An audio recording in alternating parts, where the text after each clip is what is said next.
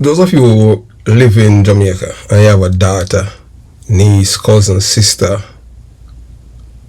you know, a child, you know, it's not like in my days when, you know, like a girl could walk on the street and be safe. And then you have all of these so-called human rights groups that defend these PDF people, these people that, you know, rob little girls of them innocence. They had passed a law down in Jamaica where, you know, you have these registry and the PMP LGBTQ plus criminal organization along with Jamaican for Justice say to make this registry public will endanger the life of these people who, you know, molest, you know, trouble like a picnic, you understand? We are talking a Jamaican language because you know them white people you understand, them white people don't want you to talk the real mama papa truth because remember, you know, them are the people them are the architect of them thing, you know. Because when I go on them thing, them something never used to happen. Where, you know, you have people at trouble like a picnic and then bust them throat.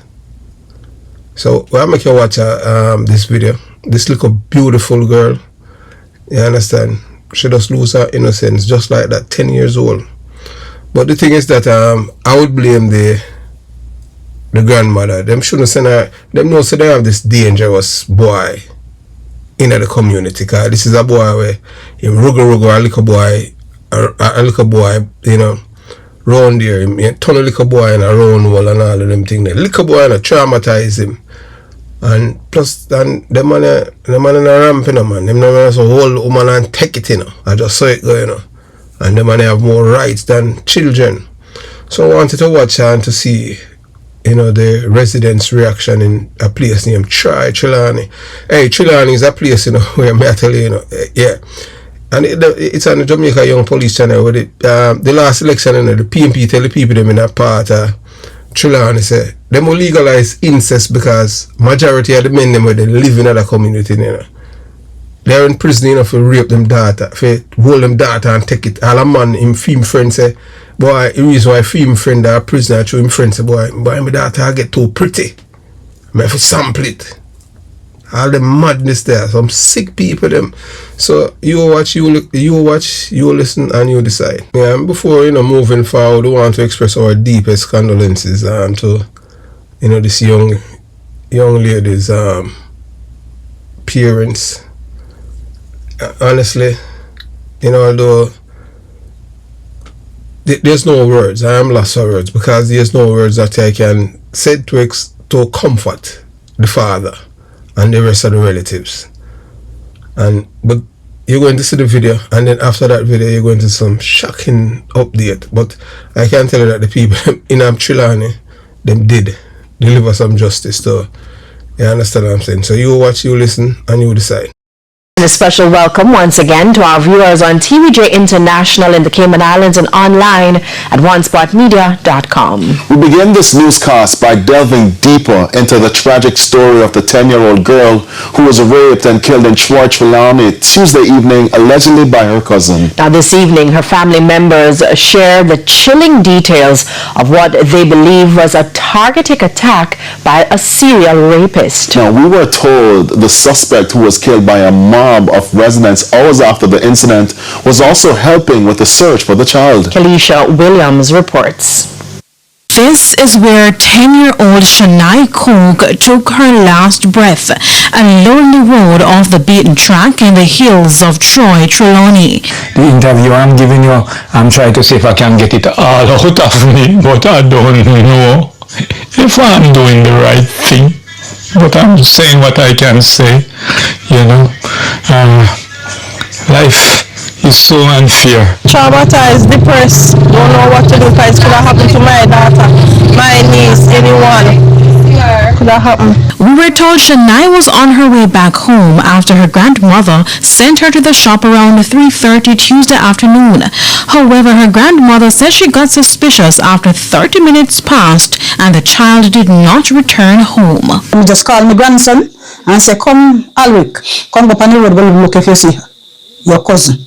He go and he come and say, Grandma, me reach out a try out of the cash pot, out of try cross out of the cash pot, and me no see what's a cager. So he come back to me. Anxious and frustrated, Miss Williams said she went to the shop to see if she made it there. He said, "Look, Mama, he said, no, he serving. Keja come and buy us lady serving." And he serve him and tell him, say, "Keja, me case and go on one because the lady say she kinda with anybody girl pick me. When you see them alone, he always encourage them. So look here." So he said, he girl never delay. He just sell him and she turn out and Tracy said, he girl said things, "All right, Tracy," and he said, "All right, go on, take time, go on." But those fears would soon become reality, as hours later, Shania's body was found with the throat slashed. It's believed she was also raped. It's believed she was lured to the area where she was assaulted and then killed. We were told a suspect, Shania's cousin, was among the people helping her grandmother with the search. Last night when we go around there and seen on the veranda, I was broken down so bad I couldn't take up a pebble. And I said to him on the veranda, I said, "You see it? How me tell us if you leave my daughter alone, just don't go bother him. Don't come out and come rob and kill me picking. And you rob and kill me picking." And he said, "Yes, sir." Moments later, another bloodbath. The suspect, Delroy Coke, was chopped to death by an angry mob. His father, who sources say came to his defense, also received chop wounds and is battling for life in hospital. Residents say the incident is a culmination of their frustration. They claim the suspect was a serial rapist who had attempted to rape other people in and around the community and was recently released from prison for rape. I talked to the father. I said, "Why you bring back this guy into the neighborhood?" He said, "I've seen picnic do I want to do with him picnic." I see begging me, say, "Now your cousin, get this guy out of the neighborhood." The guy came to my business place and buy file quite a few times, my shed file. And I said to him, "My little daughter around there, she live around there as a girl child. Don't molest him coming out, you go rape and kill him." He said, "No, Mr. Coke, no, I won't do it." So what happened? So you're saying that this could have been avoided? Avoided long time. Now the tragedy has left a stain on the community, but residents are holding on to the memories of Shania, who was described as a bright and promising child. Kelisha Williams, TVJ News. Yeah, so, unfortunately, the little girl, she lost her life, to the hands of her own cousin. Then you have to wonder, what is going through the head of this man. But as you have listened to the residents, they say it could be avoided. The father of the little girl says that he had spoken to his cousin, and the man just saying can't do anything where he wants to do. And bring back this man in the community, and the father had begged him not to harm his daughter. So we are going to let you watch after the community decided that justice is theirs, because they said that the government and the police had failed them because there were so many attempts by this man to break into others' homes right there, and the police was literally blowing off the residents, and they have reached the point where everything just boil over, and people can't take so much and no more. I have to understand that this is a little 10-year-old girl. Look how beautiful this girl is. You understand? You can't see her full of life. Her life is just, man, it is just sad. No words you can, to comfort the parents. Such an innocent little girl.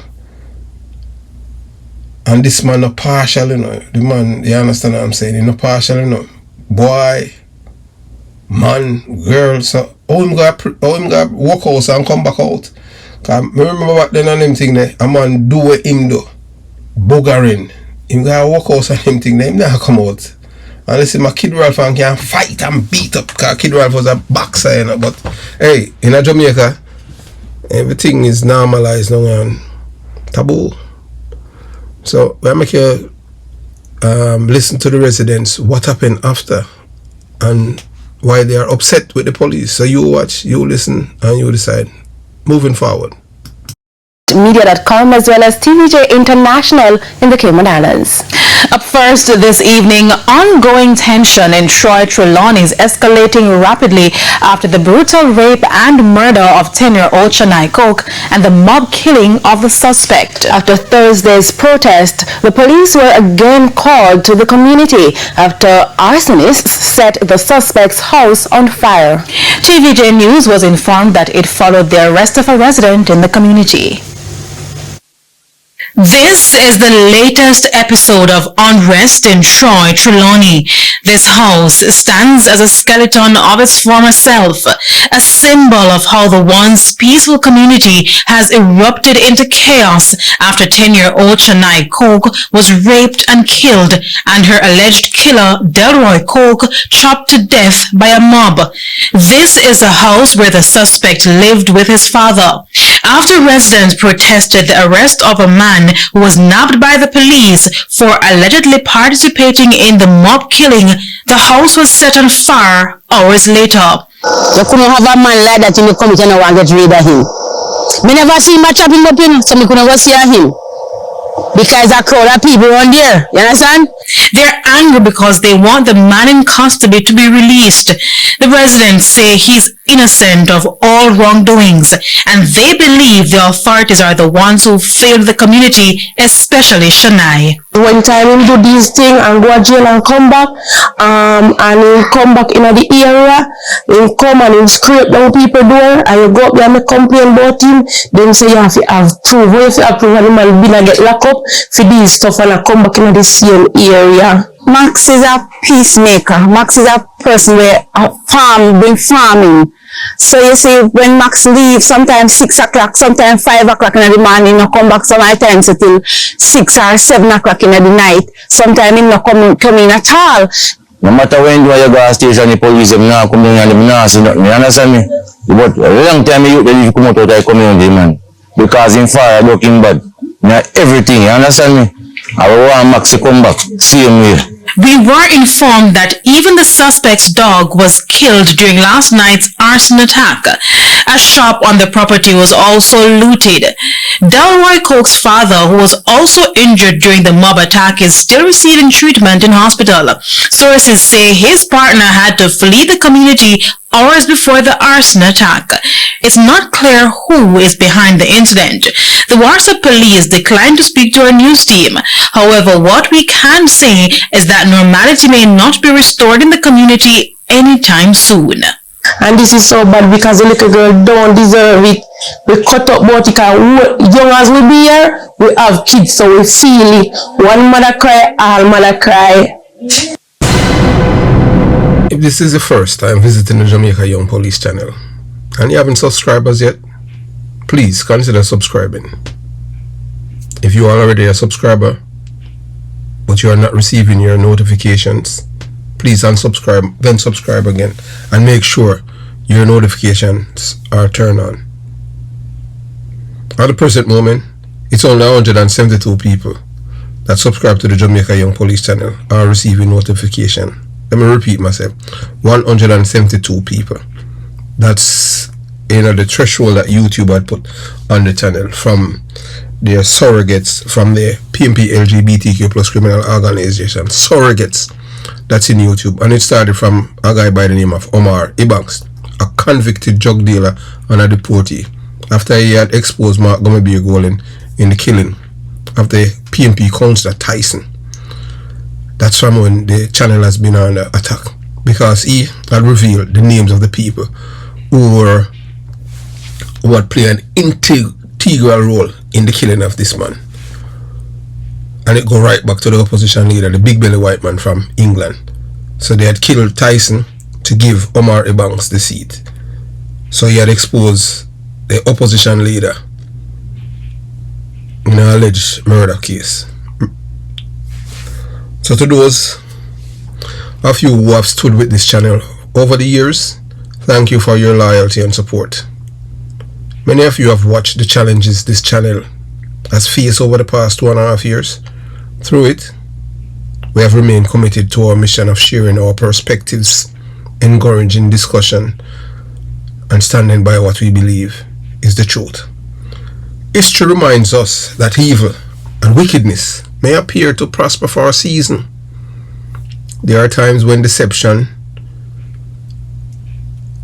seems to win, and those who celebrate wrongdoing believe they have the final word. But history also teaches that lies are temporary. Lies are temporary. Truth as a way of enduring, and integrity as a way of outlasting deception. No matter how difficult the journey may become, we will continue to pursue what we believe is right and truthful. Speak with conviction and encourage our audience to think critically, examine the evidence, and draw their own conclusions. Truth endures forever. Integrity endures forever. That is why we remain committed to this journey with you. They can't break us. Never. But as we say, the longest liver will see. Yes, welcome to the Jamaica Young Police channel. To our loyal viewers, subscribers and Patreon members. At the channel, we are a group of law-abiding citizens who believe in the rule of law and respect the rights of every citizen, but not the ones who do not subscribe to such behavior. We do believe in and support preemptive strikes because they save lives. This is a logical conclusion because preemptive strikes save lives and prevent the further loss of lives. We are all about saving lives at this channel. We at the channel aid criminals with a passion and do not want them over here. We do not want your views, your subscriptions, your likes or your comments. Please go elsewhere where the red carpet is waiting for you. Over here, we want you to go to prison or the departure lounge at Madden. Moving on to today's video. No, you see, what happened with the people in Trelawny is that they have enough of this guy because he just returned from prison and this is what he has done. Ladies and gentlemen, today is one of those days when words seem too small to describe the pain. As parents, grandparents, brothers, sisters, aunts, uncles and members of one human family, our hearts are broken by the tragic death of a precious 10-year-old child. Before we say another word, let us extend our deepest and most heartfelt condolences to her mother, her father, her brothers and sisters, her grandparents, classmates, teachers, friends, and every member of her family. No parent should ever have to bury a child. No family should ever have to experience this kind of grief. This little girl had dreams. She had a future. She had a future. She should have been worrying about homework, laughing with her friends, and growing into the woman she was meant to become. Instead, her life ended in a way that has shocked an entire nation.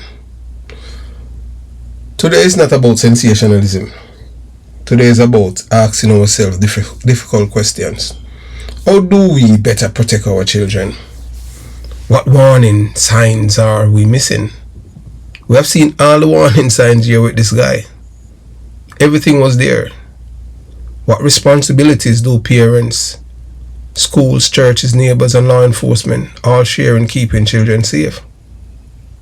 If this discussion helps just one parent recognize danger, encourage one child to speak up, or motivates one community to intervene before another tragedy occurs, then it have served a meaningful purpose. Statement to the very end, because together we are going to examine not only this heartbreaking case, but also what every family can do to protect the child or children entrusted in our care. It is really, really sad what happened. And please, if you are watching this video from Timbuktu, United States, England, Canada, Jamaica, just please type and tell us where you're watching this video from. Some stories are difficult to report because they touch the deepest parts of our humanity, our soul. The death of this young child has left many people feeling sadness, anger, disbelief, and confusion. This is a very beautiful looking angel. First and foremost, we honor her memory. She was not an headline. She was not simply another statistic. She was someone's daughter, someone's granddaughter, someone's classmate, someone who deserved to grow up surrounded by love, protection. Our thoughts and prayers remain with every member of her family as they face unimaginable loss. Our greatest responsibilities is protecting children. Children depend entirely on adults. They trust adults. They believe adults will protect them. That trust creates a tremendous responsibility. Every parent, every grandparent, every teacher, every police officer, every pastor, every neighbor, every coach has a role in protecting children. When society becomes careless, predators often exploit that carelessness. That is why adults must remain vigilant, understanding grooming and child exploitation. Many offenses do not appear dangerous at first. They often work to gain trust. They may appear helpful, friendly, or familiar to the family. This is why experts emphasize teaching children safe boundaries, the difference between appropriate and inappropriate touching, that they can always say no. Why, I don't know if a little girl scream or anything like that, or if they would hear her, but it is just sad that they should tell a trusted adult if something makes them uncomfortable. That secrets involving their body should never be kept. Parents should encourage open communication so children know they will be believed and supported. So when a child tell you, say, boy, them now have to go over Uncle Mike, just listen to them, don't make them go. Uncle Mike is doing something them uncomfortable. You have to gain the trust of your child so that you can have a conversation with them. Teach them from them small, where you understand what I'm saying. And this is just one of the sad moments. Communities must be alert, and this is what the community did. Them really act. Protecting children is not slowly responsibility of parents. Communities also play an important role. If someone notices concerning behavior involving a child, it should not be ignored. If something appears wrong, report it. If a child appears frightened, listen. If there are signs of abuse, contact the appropriate authorities immediately. Many tragedies can potentially be prevented when warning signs are recognized early. Justice, accountability, and the rule of law. When crimes against children occur, emotions understandably run high. People feel hunger. People want accountability and they want it now. Those responsibilities should face the full consequences provided by law. At the same time, the justice system exists to investigate thoroughly, establish the facts, and ensure accountability through legal processes. Respecting the rule of law helps protect everyone and maintain confidence in justice. The focus should remain on protecting children, supporting victims, and preventing future crimes. A call to every parent. Tonight, hug your children. Talk with them. Listen to them. Know where they are. Know who they can spend time with. Build a relationship where they feel safe telling you anything Sometimes one conversation can make all the difference. Talk to your children, especially your girl child. And the boys them know, because guess what? You have the man them where a trouble little boy them now to inner Jamaica. Know where they are. Children who know they will be believed are often more willing to report abuse early. So as we close, let us once again remember this precious little girl. May her memory never be forgotten. To her mother, to her father, to every member of her family, our deepest condolences. We mourn with you. We pray for strength, comfort, and healing during this incredible pain full time. Let this tragedy strengthen our resolve to protect every child in our homes, our schools, our churches, and our communities. Children deserve to grow up free from abuse, fear, and exploitation. If each of us commits to being vigilant, listening to children, reporting abuse, and supporting families, we can create safer communities. If this message has touched you, please remember to like, hype, share, comment, and subscribe to the channel if you haven't done so. And select all. By sharing educational messages about child safety and prevention, you may help another family recognize warning signs before it's too late. May God bless every child, every family, and everyone working each day to keep children safe. Have yourself a beautiful day. Jamaica Young Police Channel out.